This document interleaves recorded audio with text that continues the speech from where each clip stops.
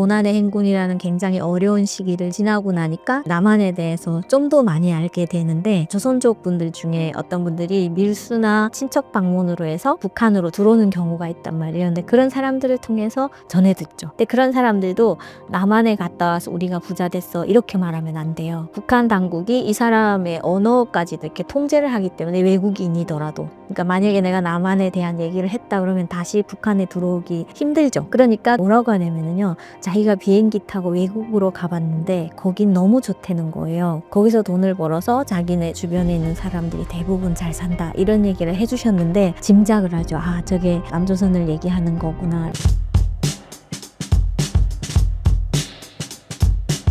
네, 여러분 만나뵈서 반갑습니다. 저는 아오지에서 온 아오지 누나 주은주입니다. 여러분들을 이렇게 뵙게 된 걸 정말 영광스럽게 생각해요. 제가 유튜브 채널을 개설하고 처음 초대받은 곳이 여기거든요. 그런데 이런 대형 채널에서 저를 불러주셔서 더 감사하고 오늘 열심히 하겠습니다.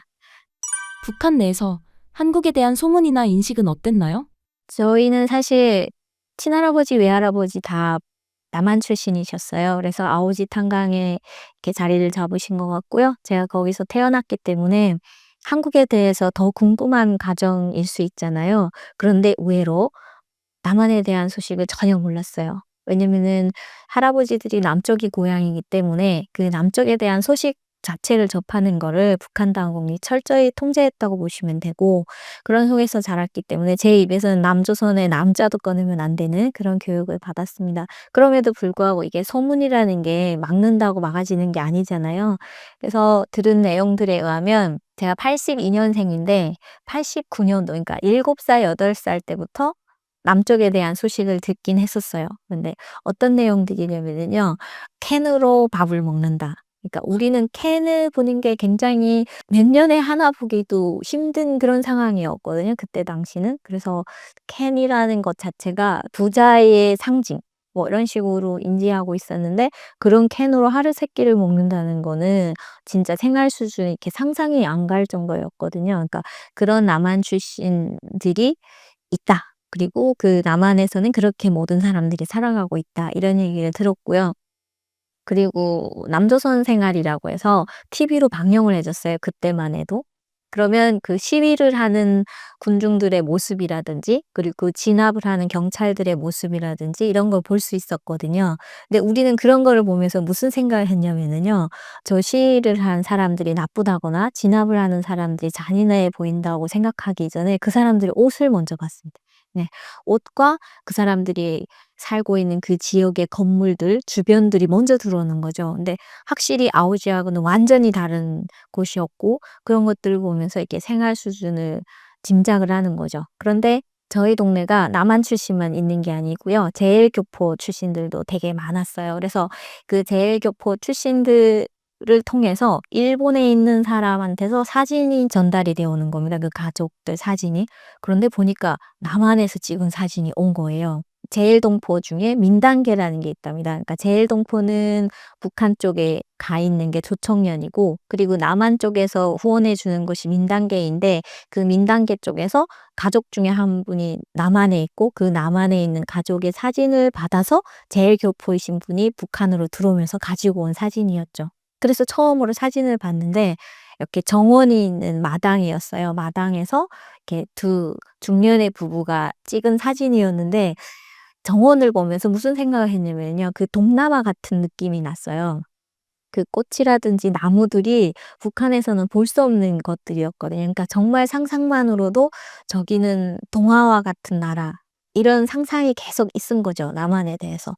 그래서 그런 것들을 통해서 '남한에 가고 싶다.'는 생각보다는 '거기는 정말 좋은 곳일 거야.'라는 동경, 희망 이런 게 막 섞었던 게 남한이었던 것 같아요. 그리고 나서 이제 고난의 행군이라는 굉장히 어려운 시기를 지났잖아요. 지나고 나니까 이제 남한에 대해서 좀 더 많이 알게 되는데, 어떤 식으로 알았냐면은요, 그 조선족 분들 중에 어떤 분들이 밀수나 아니면 친척 방문으로 해서 북한으로 들어오는 경우가 있단 말이에요. 근데 그런 사람들을 통해서 전해 듣죠. 근데 그런 사람들도 "남한에 갔다 와서 우리가 부자 됐어." 이렇게 말하면 안 돼요. 왜냐면은 북한 당국이 이 사람의 언어까지도 이렇게 통제를 하기 때문에 외국인이더라도. 그러니까 만약에 내가 남한에 대한 얘기를 했다 그러면 다시 북한에 들어오기 힘들죠. 그러니까 그런 내용은 말하지 않고 뭐라고 하냐면은요. 자기가 비행기 타고 외국으로 가봤는데 거긴 너무 좋다는 거예요. 그리고 거기서 돈을 벌어서 자기네 주변에 있는 사람들이 대부분 잘 산다. 이런 얘기를 해주셨는데 우리는 그 짐작을 하죠. 아, 저게 남조선을 얘기하는 거구나라는 식으로 이렇게 남한에 대해서 인지를 했습니다. 그래서 제가 철들어서부터 탈북하기 전까지 남한은 굉장히 잘 사는, 그러니까 일본과 거의 비등한 수준의 경제 수준을 갖춘 그런 정도로 이해를 했고요. 그리고 그 경제적 수준의 성장의 원인은 미국을 등에 업었기 때문이다.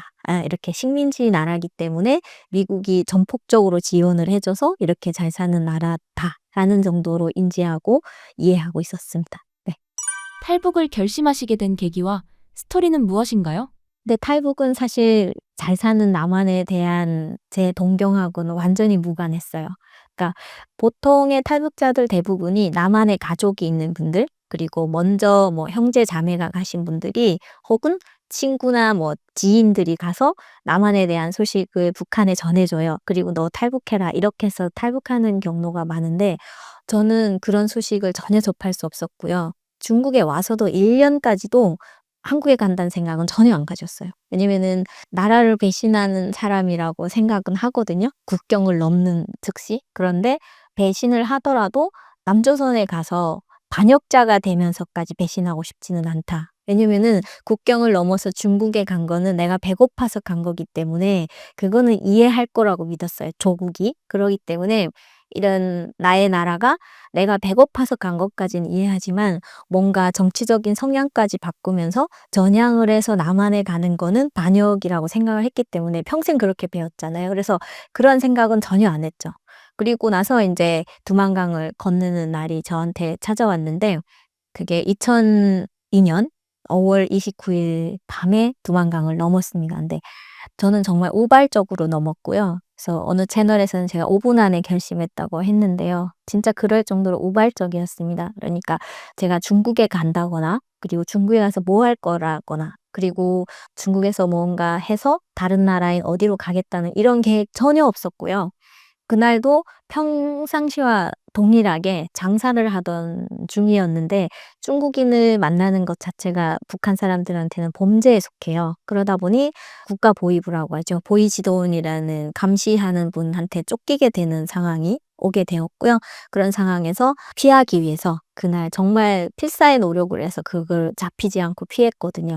뭐 나무 밑에도 숨었고 그래서 그 발 아래 막 보이지도 발길이 왔다 갔다 하는데도 발각되지 않고 겨우 살아난 그런 날을 정말 정말 극적으로 보냈어요. 그리고 나서 그날 밤에 너무 사람이 넋이 나가니까 그 자리에서 일어 못 나겠더라고요. 근데 그게 두만강 인접되어 있는 곳에 이렇게 야산 같은 곳이었어요. 그러니까 강을 이렇게 내려다보면 바로 보이는 것이죠. 그래서 거기서 이렇게 강을 내려다보는데 저 강을 딱 넘을 수 있을 것 같은 거예요. 그 멀리서 보니까.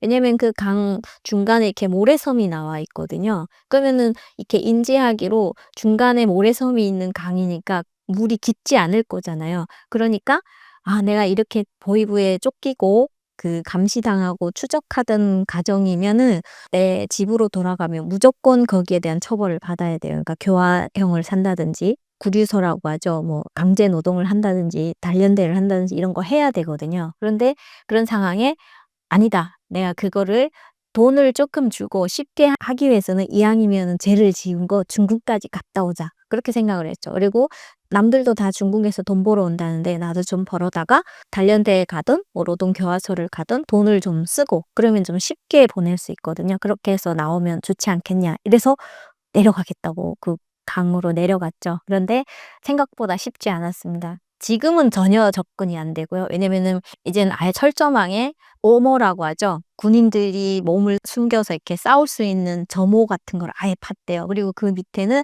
모닥판을 깔았기 때문에 못으로 된 떨어지면서 그냥 못에 발이 찍혀서 죽게 이렇게 하방 2m씩 이렇게 팠다고 하거든요. 그러니까 그런 것들까지 있기 때문에 지금은 탈출이 어려운데 우리 때문에도 그런 건 없었어요. 철조망도 없었고. 그래서 그 두만강의 진입이 그나마 용이한 때였습니다. 그래도 중무장을 한 군인이 그 두만강에 서 있었고 그들은 언제든지 실탄을 사격할 수 있고 실탄에 맞아서 숨진 탈북민들도 많고요. 제가 그때 살아남았던 이유는 하나 딱 강이 물이 얼지 않았기 때문이에요. 강에 물이 얼어서 얼음이 되잖아요. 그러면 그게 탈북 루트가 되기 때문에 경계가 굉장히 삼엄하다고 해요.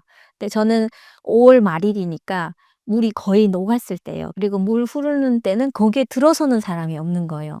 왜냐면 지도를 보게 되면은 중국, 북한, 러시아 이렇게 3개 국경이 합쳐져 있는 곳 있잖아요. 거기는 거의 동해와 합쳐지는 지점이거든요. 근데 거기로 제가 넘어온 거예요. 그래서 평소에는 강폭이 300m, 수심이 7m 이렇답니다. 근데 저는 그거 전혀 모르는 거예요. 그냥 여기 허리까지 오는 물 이렇게 생각하고 딱 들어간 거죠.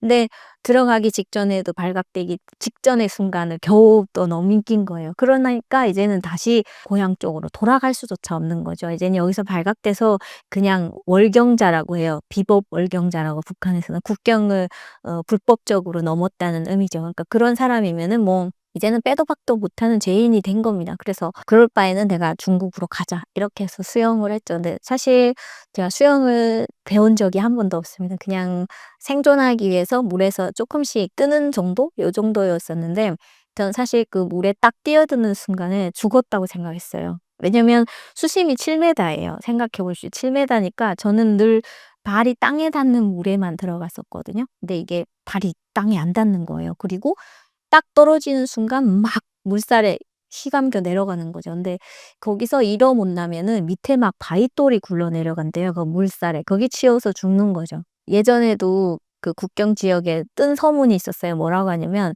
저기 그 국경 다리가 있습니다. 중국하고 북한을 연결하는 다리가 있는데 그 다리 끝쪽에 그 철조망을 쳤다는 거예요. 물 밑으로. 그래서 왜 그 물 밑으로 철조망을 쳤느냐 하니까 죽은 시신들이 너무 많이 내려오니까 바다로 가기 전에 거기서 걸려서 건진다는 거예요.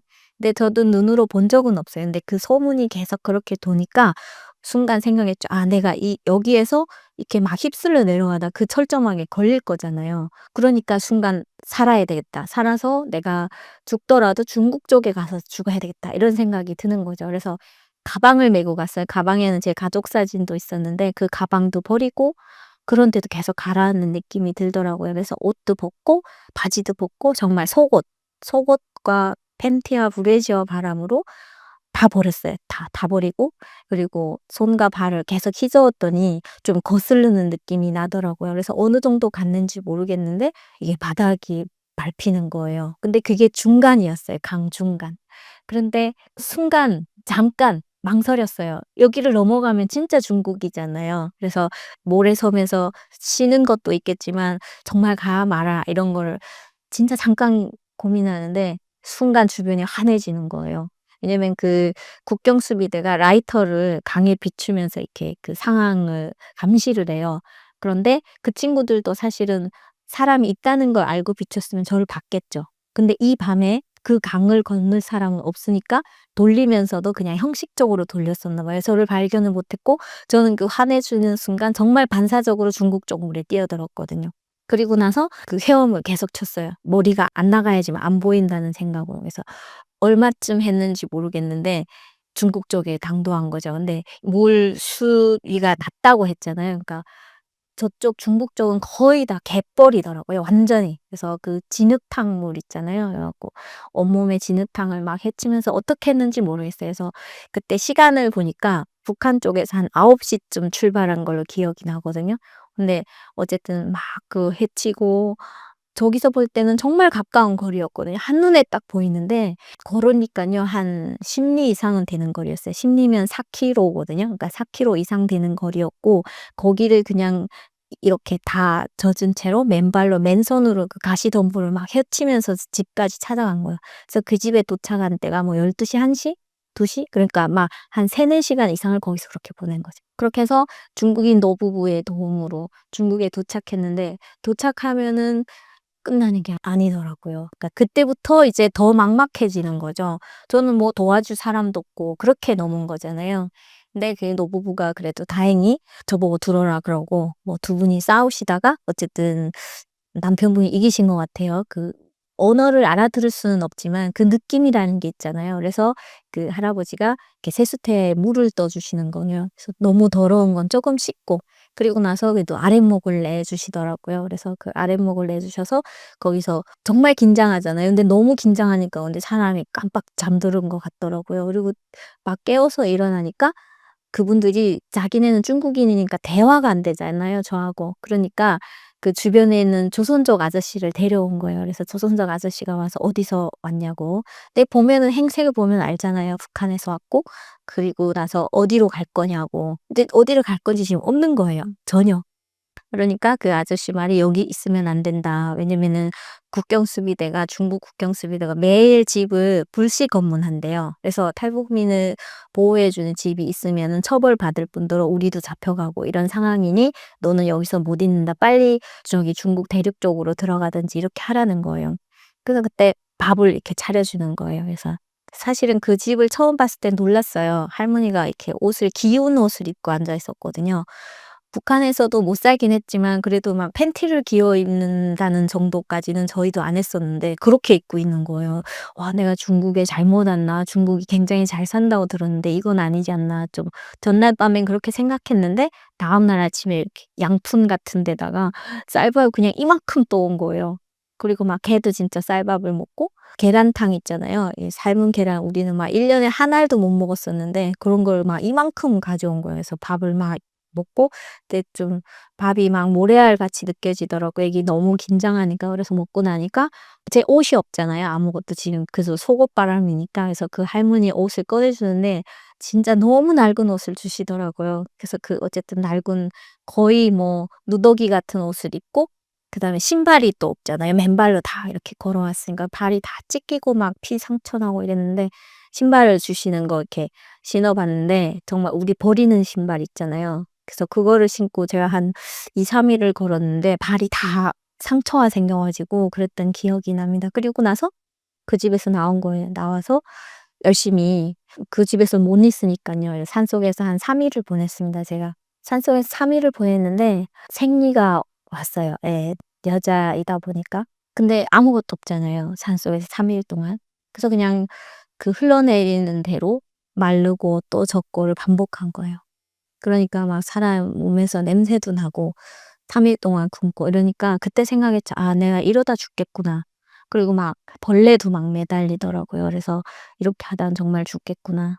그래서 그 민가로 내려갔죠. 그래서 처음 민가로 내려가서 아무 집에나 들어갔어요 진짜 새벽에. 그러니까 밤은 지내고 새벽에 갔는데 민가에 있는 집으로 갔는데 그 앞에 서 있으니까 막 강아지가 열심히 짖잖아요. 새벽인데 잘 보이진 않지만 사람이 있으니까. 근데 어떤 할머니가 나왔는데 다행히 한국말을 하는 거예요.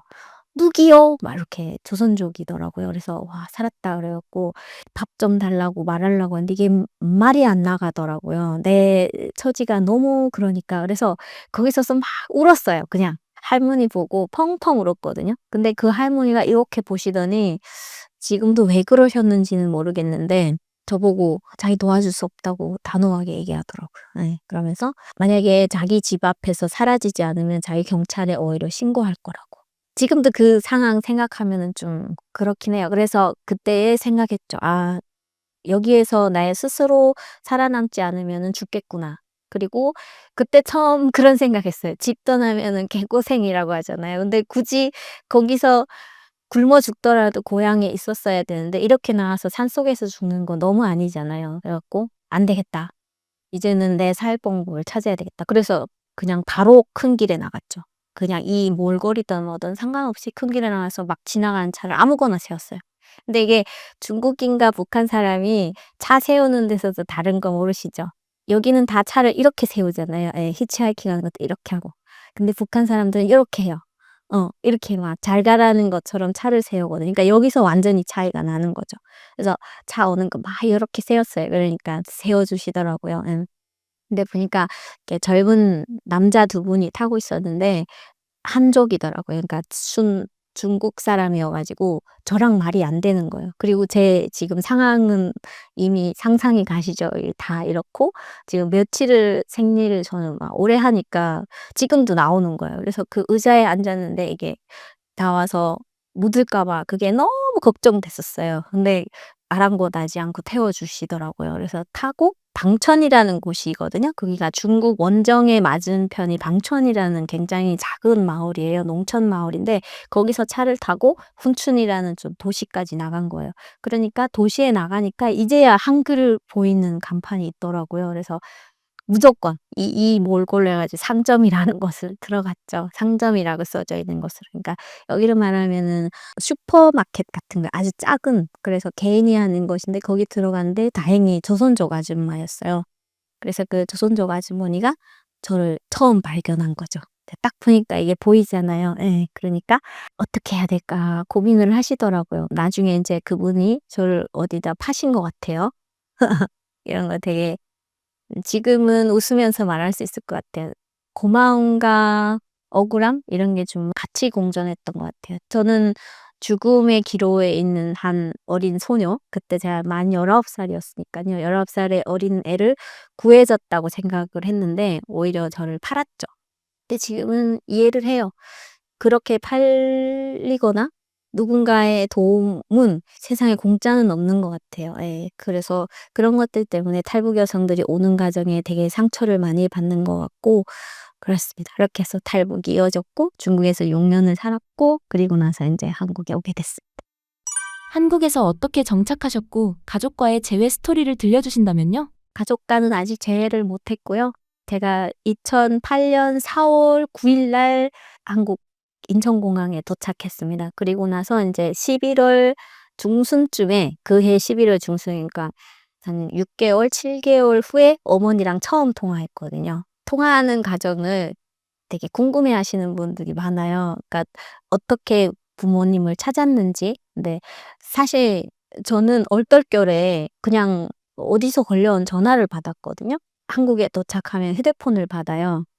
그때 애니콜, 삼성 애니콜이었는데 그 하얀색의 투지폰 이렇게 밀어서 하는 그 폰이었는데 새로운 폰이 처음 생겼잖아요. 저 중국에 6년 살아도 휴대폰을 구경하지 못할 정도로 그랬었거든요. 뭐 이렇게 모토로라 이런 건 봤지만 이렇게 미는 건 처음 봤어요. 그래서 너무 좋잖아요. 이러 매일 가지고 막 이러고 있었는데 전화 올 데가 없는 거예요, 전화번호가 없으니까. 그래서 뭐 이런 도움이 아니면은 없는데 어느 날 모르는 전화번호가 전화 왔어요. 그래서 받았더니 그 낯익은 북한 남자의 목소리 있잖아요. "가족 찾겠소?" 이렇게 하는 거죠. 그래서 "누군데 제 번호는 어떻게 알았냐?" 그러니까 알았다는 거예요. 그러니까 그 다 이렇게 브로커들이 돌아가면서 전화번호가 공유되는 것 같더라고요. 근데 "아니 내가 당신을 어떻게 믿고 가족에 대한 이야기를 하느냐." 이랬더니 아니 안 믿고 싶으면 믿지 말래요. 그냥 찾으면 20만 원 주고 못 찾으면 돈 안 주면 된다고. 근데 그 말에 탁 흔들리는 거예요. 제가 지금 한국에 온 것까지 합쳐서 아버님은 이미 돌아가셨고요. 어머니와 헤어진 지 7년 만이었어요. 그런데 7년 동안 궁금했던 가족의 소식이니까 믿자와 본전이지 뭐 찾으면 돈 주고 안 찾으면 돈 안 준다고 하니까 그래서 가족 주소를 정말 믿지 않으면서 줬어요. '얘가 과연 찾을 수 있을까?' 그런데 한 보름 후에 찾았더라고요. 보름 후에 찾았다는 거예요, 전화 와서. "저쪽에 니네 엄마와 똑같은 상황의 사람을 데려왔는데 중국 번호를 주거든요. 여기다 전화해라." 전화해서 엄마가 만약에 "네 엄마가 맞으면 20만 원 주고 아니면 안 줘도 된대요. 소름이 쫙 돋았죠. 그래도 일단 해 봤어요. 근데 그 정도는 이미 알고 있었거든요. 왜냐면 탈북자 사회에 돌아가는 말을 다 들었기 때문에. 그래서 엄마한테 전화를 했죠. 한 30분 울었던 것 같아요. 근데 나는 엄마 목소리 모르겠는 거예요. 너무 오랜 시간인 것도 있었고 엄마랑 통화해 본 건 또 처음이에요. 전화기 너머의 엄마 목소리인데 엄마는 바로 알더라고요. 예. 그래 갖고 막 우는데 나는 지금 엄마가 맞는지 확인해야 되는 거예요. 엄마인 척하는 사람일 수도 있잖아요. 그래 갖고 "엄마 뭐 우리 둘이 아는 거 막 물어보는데." 엄마는 계속 꺼이꺼이 울면서 답변을 하고 확인한 다음에 첫 번째 질문이 뭐였냐면은요. 지금도 그 생각하면은 되게 마음 아프하는데 "두부 많이 먹냐."고 물어보더라고요. 그러니까 내가 북한에 있을 때 유일한 단백질 공급원이 두부였어요. 그러니까 뭐 고기도 없고 계란도 없고 아무것도 없었으니까 두부 하나로 그냥 단백질을 보충하는데 제가 또 두부를 유난히 좋아했거든요. 그러니까 그 두부 먹는지 "지금도 두부 거기서 사 먹을 수 있냐." 그러더라고요. 그래서 북한 사람들 이 얘기하면 다 알거든요. "엄마 나 두부 이빨 아플 정도로 먹어." 그러니까 두부가 되게 부드럽잖아요. 그러면 이가 아플 정도로 먹으려면 얼마나 많이 먹어야 되겠어요. 그러니까 비유하는 뭐 웃자는 그런 농담 같은 건데 그렇게 말을 하면서 그다음에 엄마 7년 동안 어떻게 살았는지 그런 것들을 하고 나서 이후에 한 10년은 제가 생활비를 보내줬던 것 같아요. 한 해에 뭐 200만 원 정도 보내주면 됩니다. 그때는 그랬었어요. 그래서 100만 원 보내주면 옥수수 1톤 산다는 거예요. 그때 가격으로는. 그러니까 그때가 2008년, 9년 이때니까요. 그래서 그럼 내가 1년에 1톤, 옥수수 1톤은 내가 대주겠다. 그래서 엄마랑 동생 2명 이렇게 해서 3명을 먹고 사는 거는 내가 해주겠다. 이런 마음으로 보냈었거든요. 근데 한 10년 동안 그렇게 보내고 나서 이제 코로나가 돈 것도 있고요. 그리고 또 다른 하나는 돈을 보내주기 시작하니까 보이부가 붙는 것 같더라고요. 그래서 그 보이원들도 자기도 그 뭐 뇌물을 받아야지만 이제 먹고 살 수 있으니까 그 액수가 계속 커지는 거죠. 엄마한테 예전엔 100만 원 보내면 됐는데 나중에는 200만 원 보내라, 300만 원 보내라 막 이렇게 커지는 거예요, 액수가. 그러니까 그런 게 저도 여기서 살기 정말 힘든 상황이었기 때문에 그래서 좀 버겁던 찰나에 이제 코로나가 딱 터진 거죠. 그리고 나서 코로나 터진 이후로는 북한 당국도 철저히 단속을 했고 북한에 있는 사람들에게 보내는 자금도 좀 적어진 데다가 뭐 이런 여러 가지 사정 때문에 연락이 끊겼거든요. 그리고 나서 지금은 안 오고 있는데 사실 찾으려면은 금방 찾을 수는 있어요. 예. 그러니까 뭐 브로커를 이렇게 수소문하면 어딘가는 있거든요. 근데 제가 아오지 출신이에요. 근데 그 아오지라고 하는 곳이 북한에서 지금 지명이 경훈군이라고 합니다. 근데 그 경훈군은 또 북한 전역에서도 좀 브로커들이 안 가는 지역이에요. 왜냐면은 감시가 심하다고 생각을 하시는 것 같더라고요. 근데 실제로 그랬던 것 같고요. 그래서 그쪽은 연결을 안 해줘요. 자기네는 해산, 해령 이렇게 두만강 근처, 무산 이런 데는 연결을 해주는데 조금 더 들어가야 되거든요. 그러니까 그런 것 때문에 안 가겠다고 하시는 분들도 있지만 대신에 많이 주면 가거든요. 근데도 지금은 좀 두려운 게 있는 것 같아요. 만약에 찾아서 내가 계속해서 돈을 대줄 수 있는지 그거는 두 번째고요. 첫 번째는 제가 보내는 돈이 가족에게 도착하지 않는다는 것이 알고 있어요. 거의 브로커나 보이요원들이 다 나눠 가지고 엄마는 거의 못 가지는 것 같아요. 지금 제가 판단했을 때는. 그럴 바에는 제가 남을 도와줄 필요는 없잖아요. 그래서 단절한 것도 있는데 그래도 마음 한쪽에는 늘 그런 게 있어요. '아 내가 100만 원 없어도 사는데 보내주고 싶다.' 이런 마음이 있었다가도 '아니야. 내가 고위원이나 그 브로커를 먹여 살릴 만큼 잘 사는 건 아니니까.' 뭐 이런 왔다 갔다 하는 것 같습니다. 그렇게 가족과 재회는 못 했고요. 그리고 한국에서는 초기에는 되게 힘들었던 것 같아요. 예. 그러니까 대부분의 탈북자분들이 한국에 오면은 으쌰으쌰해요. '내가 이제는 좋은 땅에 왔으니까 잘 살아야지.' 그리고 와서 인제 1 년, 2 년, 3년 오히려 생활하는 기간이 길어질수록 이 사회에서 나의 위치를 느끼는 겁니다. 근데 그게 좋은 면도 있고 나쁜 면도 있는 것 같아요. 저 같은 경우는 처음에 왔을 때는 으쌰으쌰했는데 파리바게트에 처음 취직하겠다고 찾아갔었어요. 직원 구함 이거 있으니까.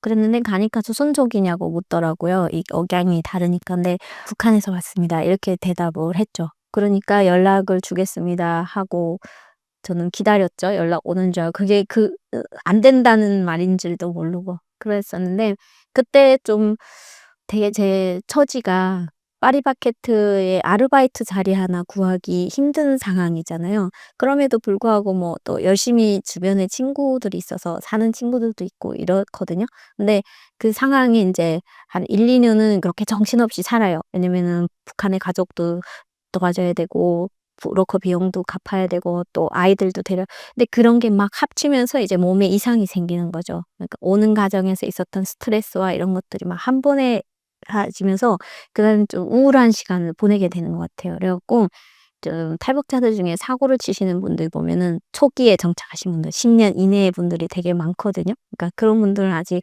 적착하는 과정에 어려움이 있는 것 같고 저도 그런 속의 한 사람이었어서 1 년, 2 년은 고마움으로 지냈고요. 그다음에 한 3 년에서 7-8년 동안은 좀 억울했어요. 내가 여기서 뭘 많이 바라는 건 아닌데 일반인의 대우가 아니라는 걸 계속 깨닫게 되는 거예요. 그리고 이제는 이게 남한 분들의 감정도 읽게 되잖아요. 그러니까 감정을 읽고 나서 욕하는 사람보다 그 뒤에서 몰래 차별하는 이런 것까지 느껴지니까 더 힘든 거예요. 그리고 나서 어쨌든 대학교라는 과정을 나오고 그래서 7 년, 8 년, 이제 10년 그리고 아이 키우고 아이를 낳으니까 또 사람이 좀 더 정착이 되는 것 같아요. 아이가 자라는 거 보면서 내가 이제는 나만 사람이라는 걸 계속 느끼게 되잖아요. 그리고 나서 인제 아이를 키우고 지금은 17 년이 됐거든요. 그러니까 지금은 어떻게 생각하냐면은요. '좋은 사람도 나쁜 사람도 다 있는 게 사회다. 어느 세상이나.' 그리고 그 모든 세상에서 스스로 살아나가는 거는 본인의 노력에 달렸다. 이거 알고 있어서 이제는 좀 여유도 생긴 것 같아요. 이렇게 살아가고 있습니다. 아오지에서 생활은 어떠셨나요?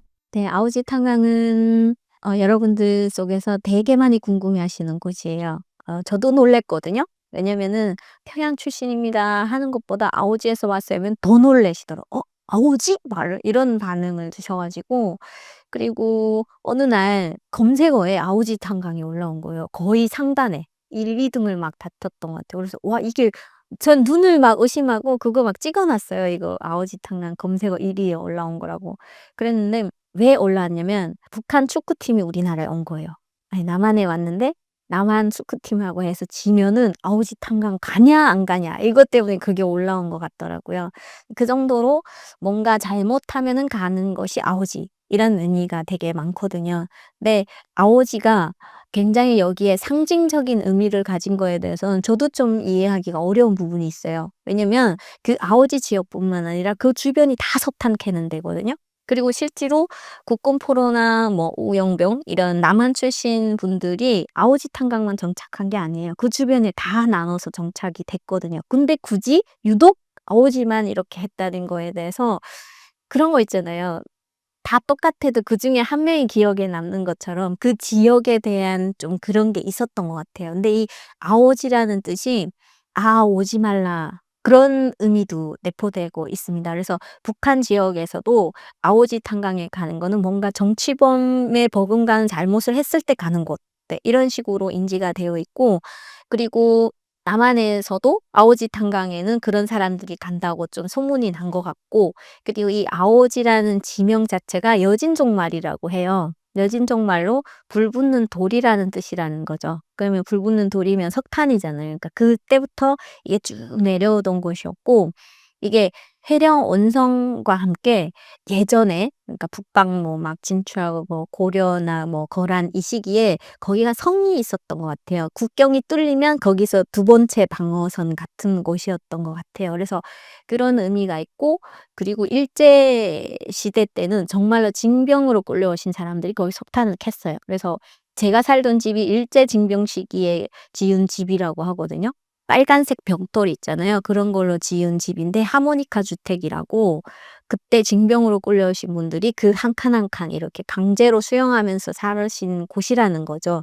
그리고 1950년 전쟁이 일어나서 53 년에 전쟁이 끝났잖아요. 그 3 년간은 거기가 정치범 수용소로 정말로 쓰였대요. 그래서 그 국군 포로나 이런 분들을 거기다 다 가둔 거죠. 가뒀다가 해방이 되면서 거기 있으신 분들을 그냥 신분을 세탁하는 방식으로 해 가지고 계속 아오지 탄광에서 일을 시킨 거죠. 그리고 또 저쪽에서 오는 포로병들도 다 해서 그쪽으로 했고요. 근데 그런 이유가 해령은 정말 국경이거든요. 그럼 국경 지역에서 도망가기 쉽잖아요. 그러니까 그쪽에는 좀 덜 배치를 했고 쪼끔 안쪽 그러니까 여기는 도망가기도 좀 아쉽고 감시하기도 좀 괜찮은 고런 지역이었던 것 같습니다. 그래서 그 아오지 지역이 북한 전역에서는 그렇게 막 너무 가난하고 못 살고 뭐 막 너무 어려운 곳 뭐 이런 것으로 인지는 되어 있지 않고요. 오히려 뭐 그 주변에 샛별, 온성, 뭐 해령 그 다 그 지역 그냥 비슷비슷하게 다 살았거든요.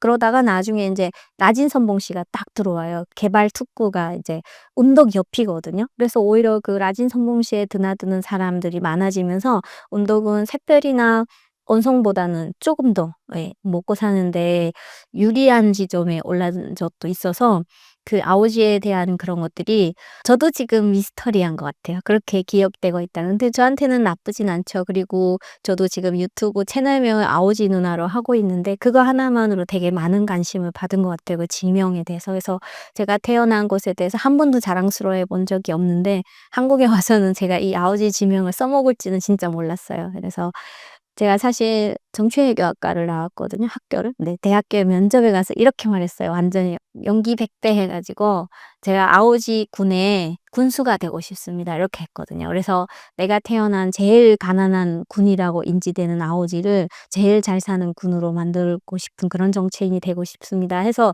거기 면접관 분들이 좀 감동하시는 눈치였거든요. 그래서 그때부터 어쩌면 아오지에 대해서 더 애착을 느끼게 된 것 같아요. 그리고 나서 인제 아오지에 대한 어떤 이런 것들이 나오면은 제가 주인공이 된 그런 느낌도 좀 있고, 그리고 그런데 '앞으로도 좀 더 관심을 가지겠다.' 그런 생각 가지고 있습니다.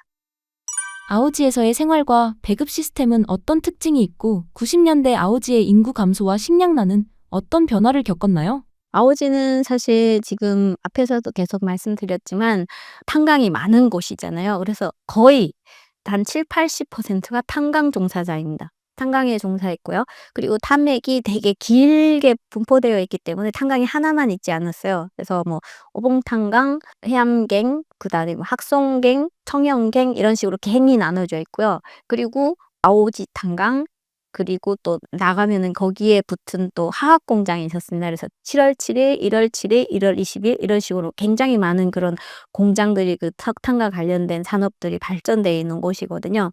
그리고 7월 7일, 1월 20일, 1월 7일 같은 경우는 군수품 공장으로 분류가 됐어요. 그래서 왜 그러냐면은 러시아 기술력으로 만든 공장들인데 석탄을 주 원료로 하는 겁니다. 그래서 석탄을 가져다가 석탄에서 메탄올이라는, 메탄올 많이 들어보셨죠? 에틸알코올이랑 비슷한 휘발성이 있는 물질인데 그런 거를 생산을 하면 그걸 다시 1월 20일이나 7월 7일 공장에 보내서 비료라는 질환 비료라고 해서 비료 같은 걸 만듭니다. 그리고 거기서 또 아모니아를 채취하고 뭐 이런 화학 공정이 있게 되면서 1월 20일로 넘어가면은 헥소겐이라는 화학 폭발 물질을 만들었는데 그게 북한에는 유일한 공장이었대요. 그래서 김일성, 김정일 다 다녀간 곳이고요. 근데 그 유일한 공장이 왜 아오지에 있는지는 저도 잘 모르겠지만 석탄이 많기 때문에 그랬던 것 같아요. 그래서 그런 공장이 줄비에 있기 때문에 주변의 사람들은 다 그와 관련된 일을 했고요.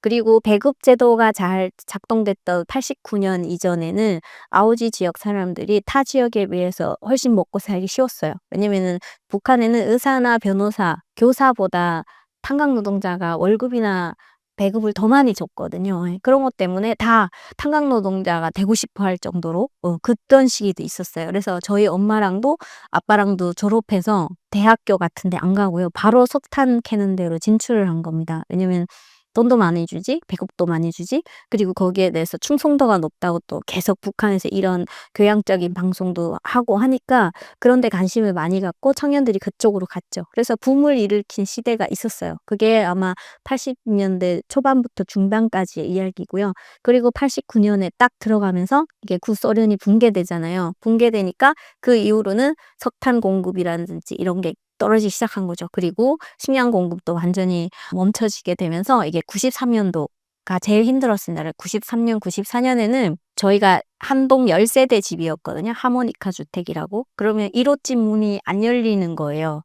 우리는 8 호집이었거든요. 할아버지랑 저희가 사는 건 8 호집이었고 1 호집 문이 안 열리는 거예요. 다 죽은 겁니다. 그래서 겨울에 죽으면은 시신이 얼기 때문에 그나마 괜찮아요. 근데 여름에 죽으면 그게 부패하잖아요. 그래서 온 집안이 다 죽으니까 이게 시신을 치울 사람이 없는 거예요. 근데 그때 우리 느꼈어요. 애기들이 제일 마지막에 죽거든요. 왜냐면 어른들이 최대한 계속 먹여요, 자기는 죽어도. 그래서 제일 먼저 죽는 게 할아버지, 할머니, 노인들이 돌아가시고 그다음에 인제 아버지가 먼저 죽어요. 남자가 더 빨리 죽더라고요. 그리고 나서 여성 엄마가 죽고 엄마가 죽으면 아이들이 굶잖아요. 근데 그 주변 사람들이 다 굶으니까 남의 집을 신경 쓸 사이가 없거든요. 그러니까 그 시신 구덩이에서 아이가 있다가 아이까지 죽는 거죠. 그럼 아이만 나와서 문을 열고 닫을 때도 있어요. 근데 들여다볼 수가 없죠. 우리 집도 죽어가는데 누굴 볼 수 있겠어요. 근데 더는 문 안 열린다 그러면 다 죽은 거죠. 그래서 우리 동네에도 그 1 호집 그렇게 문이 안 열려서 다 죽었고 그다음 2 호집도 거의 그렇게 해서 죽었어요. 그리고 3 호집은 어디 갔는지 다 없어졌고 막 이런 식이었거든요. 그래서 10 세대가 있었는데 그중에 남은 게 뭐 5 세대도 안 될 정도로 이렇게 남았었어요. 그러니까 93년, 94년, 95년, 96년, 97년, 98년까지 이렇게 한 4 년에서 5 년간은 거의 죽는 걸 매일 볼 수 있었어요. 그래서 제가 그때 근무하던 곳이 최신소라는 그래도 좀 정보를 접할 수 있는 곳이었기 때문에 군당에 있는 간부들하고 대화를 하는 과정이 있었어요. 그러니까 우리는 뭐 아우지에 몇 명이 사는지 이런 것도 잘 모르잖아요. 여기처럼 뭐 통계청에서 막 발표하는 것도 아니기 때문에 모른단 말이에요. 근데 그 간부들은 그 숫자를 보잖아요. 그래서 탁 얘기하는 거죠. 원래 아우지 인구가 93년 이전에 10만이었답니다. 근데 한 개군이 10만이면 정말 많은 거거든요. 왜냐면은 예전에 하천군 인구가 뭐 12,000명인가 된다고 하더라고요. 그래서 그때 탈북자가 15,000명이 왔을 때 하천군 인구만큼 왔다고 말했던 기억이 나거든요. 그러니까 3만이니까 이젠 2배가 온 거죠. 근데 10만이면 굉장히 많은 인구였는데 5만으로 줄었다는 거예요. 4-5년 안에. 그러면 2명당 1명이 없어진 거잖아요. 그러면 그 1호 집처럼 다 죽은 집도 있고 아니면 3호 집처럼 모두 도망간 사람도 있고 그런 거예요.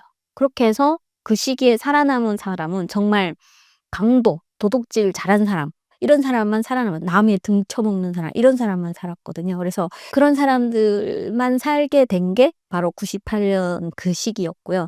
그리고 나서 이제 아오지가 그나마 먹는 거 해결된 게 공식적인 시장이 허용되게 됩니다. 그래서 모든 사람들이 물물 교환을 하게 되고 그 물물 교환을 하는 공급처가 라진 선봉시가 되는 거죠. 거기가 이렇게 개발 특구가 되면서 그쪽에서부터 이제 물물 교환을 이루게 되고 그래서 저 같은 경우도 아오지에서 이렇게 콩이나 옥수수를 한 20kg에서 30kg 메고 낑낑하고 가는 거예요. 그럼 여기서 예를 들자면 내가 10원에 1kg에 샀잖아요. 근데 라진 선봉시에 가면 15원에 팔 수 있어요. 5원을 붙여서 파는 거죠.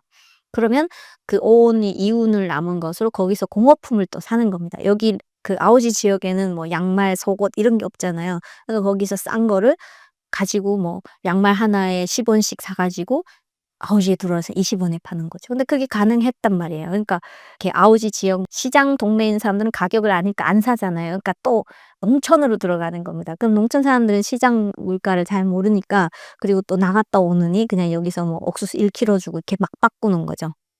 그런 장사를 처음에 했었거든요. 그러다가 중국인을 만났고 중국인을 통해서 이게 중국의 소식을 듣고 탈북을 한 영향도 저는 있거든요. 그러니까 그런 식으로 이제 아우지가 90년도에 고난의 행군을 넘기게 됩니다. 그리고 나서 지금 제가 어머니하고 통화를 그 이후에 했었잖아요. 근데 화폐 개혁한 시기가 있었고요. 그때가 제일 좀 굴곡진 역사 중에 화폐 개혁했을 때 그리고 김정일 죽은 다음 그다음 김정은 시대 요런 식으로 나누는데 엄마를 화폐 개혁했을 때 통화를 했거든요. 근데 뭐라고 얘기하냐면요. "장군님 감사하다는 거예요." 이게 좀 놀랐어요. 그러니까 우리 받은 교육은 그것밖에 없잖아요. 그래서 남한에 있으신 분들은 "왜 북한 사람들이 시위를 안 하냐. 폭동을 왜 안 일으키냐. 국민이 주인인 나라인데." 그거는 남한에서 있는 일이죠. 거기는 시위하겠다는 시자를 꺼낸 즉시 온 집안이 없어집니다. 그리고 만약에 "아 나 세상 못 살겠어." 이런 얘기만 해도 없어지는 세상에서 그런 거를 꿈도 못 꾸죠. 그런데다가 저희 엄마 같은 경우는 남한 출신의 자녀잖아요. 그러니까 더 철저한 교육을 받는 겁니다. 그러면 저한테도 어떤 교육을 했을까요? "너도 당에서 하지 말란 거 하지 말아라. 수령이 우선이다. 우리보다는 장군님한테 더 충성해라." 이런 거 가르친 분이었거든요, 저희 엄마도. 그러니까 이게 사상의 교육은 어려서 받는 게 정말 중요하다고 생각해요. 근데 저희 할아버지 할머니 세대는 그 사상 교육을 안 받았잖아요. 그리고 일제 강점기를 거쳐서 지금에 산단 말이에요. 그러니까 우리 할머니가 어느 날 갑자기 나 진짜 온몸에 전율을 느꼈어요. 김정일이 우리 공장에 다녀갔단 말이에요. 그래서 집에 들어와서 막 자랑했거든요. "할머니, 김정일 장군님께서 우리 공장에 다녀가서 우리 이렇게 갇혀 있다가 나왔어." 아예 일반인은 못 다니게 하거든요. 테러할까 봐. 그래서 다 갇혀 있다가 나온 거예요. 그래서 자랑스럽게만 하는데 우리 할머니가 딱 이러는 거예요. "김정일이 왔다 가면 좋은 게 뭐냐고. 배급도 안 주는데 굶어 죽겠" 나 이 말 다른 사람이 들을까 봐. 그럼 우리 집 다 잡혀가는 거예요. 저는 그랬어요. 그리고 저희 엄마도. 그래서 만약에 내가 "엄마 나 중국에 갈래." 이렇게 말했잖아요. 그럼 우리 엄마 신고했을 거예요. 우리 딸 저 나쁜 생각하니까. 그게 그 현실인 거예요. 그러니까 그런 사람들만 있는 건 아니지만 깬 사람도 있지만 실제로 그렇게 사는 사람들도 대부분이기 때문에 저 사회가 유지되는 거죠. 그래서 그렇게 해서 아오지 지역은 지금도 엄마의 생각을 들어보면은 달라진 게 별로 없는? 근데 그런 건 알더라고요. 남한에서 이제는 잘 사는 사람들이 많아져서 그런 얘기를 하거든요. 뭐 중국에 간 사람이 있는 집안은 두만강 줄기, 뭐 그다음에 남한에 간 사람이 있는 집은 이 한라산 줄기, 그리고 항일 투사에서 북한에서 이렇게 지도 계층이 된 사람들은 백두산 줄기 막 이런 식으로 줄기 타령이 있거든요. 그러니까 저는 어쩌면은 한라산 줄기가 된 거예요. 그러니까 엄마가 그런 얘기를 나가서는 못하지만 본인이 엄마가 딸이 보내온 돈으로 좀 잘 사는 그런 거가 되면서 아오지는 이제는 뭐 여러 개 막 섞이고 그런 것 같아요. 그리고 나서 인제 돈을 보내주면은 걱정이 되잖아요. 엄마가 쓰다가 발각이 되면은 또 거기서 처벌받지 않을까. 근데 그런 거는 괜한 걱정이었어요. 왜냐면 서로 나눴으니까 저 보이지도 않는데 이 사람 눈 감아주면은 거기서 뇌물을 받잖아요. 그러니까 그렇게 먹고 사는 거예요. 그래서 이 사람을 오히려 크게 죄가 있다고 말했을 때 자기가 감시 못한 죄가 더 있잖아요. 그러니까 서로 다 묻는 거예요. 그렇게 하고 나서 이제는 그쪽도 돈만 있으면 뭐든 되지만 사상을 깨고 나오는 데까지는 아직까지는 좀 시간이 걸리는 것 같고 아오지가 변했던 것 같습니다. 아오지 탄광에 대한 오해가 있다면 무엇인가요? 아오지 탄광에 대한 오해는 제가 말씀드렸지만 그겁니다. 북한 지역에서 아오지탕을 제일 못 살고 가난한 지역은 아니었습니다. 그 주변이 다 그렇게 살았고요. 그리고 국군 포로나 우영병이 간 것도 맞지만 주변에 다 갔습니다. 그것도. 그래서 그런 점이 있고요. 그리고 아오지 지역이 오히려 여러분이 관심을 가져야 될 부분이 군수품 공장이 있다는 거에 오히려 더 관심을 가지는 게 아오지 지역을 바라보는 건 것 같아요. 왜냐면은 해령이나 샛별이나 온성 여기는 없어요, 화학 공장이. 전혀 없었습니다. 근데 운덕에만 그게 있었거든요. 그 아오지 지역, 지금은 경웅이라고 얘기하고 있는데요. 그 지역에서 생산된 화약이 전국으로 나가는 걸로 알고 있고요. 그 지역에는 군인들이 아예 지켰습니다. 그 공장. 군인들이 이렇게 배치가 돼서 지킨다는 것만 봐도 중요한 시설이라는 거잖아요. 그러니까 그런 부분에 대해서 보시면 좋을 것 같고 아오지에 대해서 저는 유명해져서 좋긴 하지만 그런 오해가 좀 있다. 그렇게 말씀드리고 싶어요.